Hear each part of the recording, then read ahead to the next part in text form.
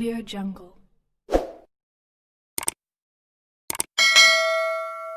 Algérie-Maroc, le chaud et le froid d'une frontière fermée depuis 26 ans.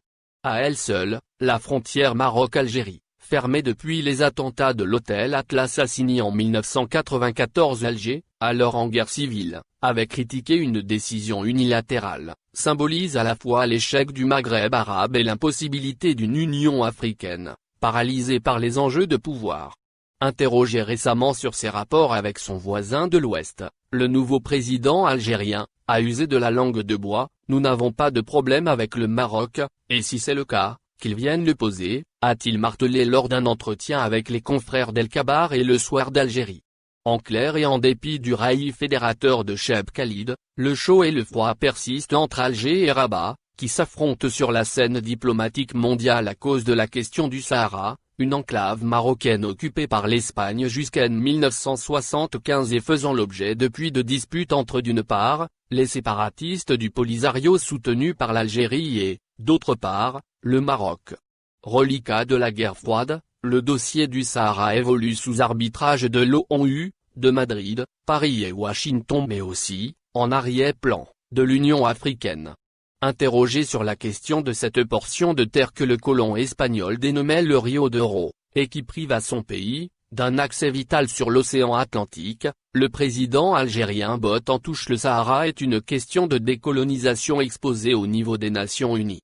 En attendant, la frontière entre les deux pays reste fermée. Rabat accuse son voisin de sponsoriser et d'armer le Front Polisario, mouvement séparatiste, qui a perdu sa vigueur depuis le cessez-le-feu prononcé par l'ONU en 1991 mais qui n'en continue pas moins d'être très actif en Amérique latine et dans certains pays de l'Afrique australe. L'on se rappelle de la saisie d'un minéralisé transportant du phosphate marocain dans un port sud-africain. Ou encore du blocage devenu traditionnel des réunions de coordination entre l'Union africaine qui reconnaît la race dès l'ONU qu'il accepte seulement comme observateur. Le roi Mohamed VI a à plusieurs reprises invité l'Algérie à la réouverture des frontières. Une invite à laquelle le président algérien semble favorable.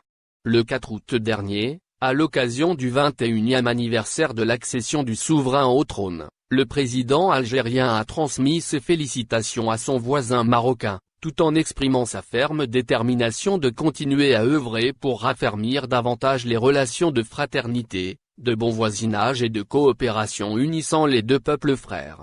D'aucuns y ont vu un dégel, d'autres un simple exercice de style de la part du pouvoir algérien.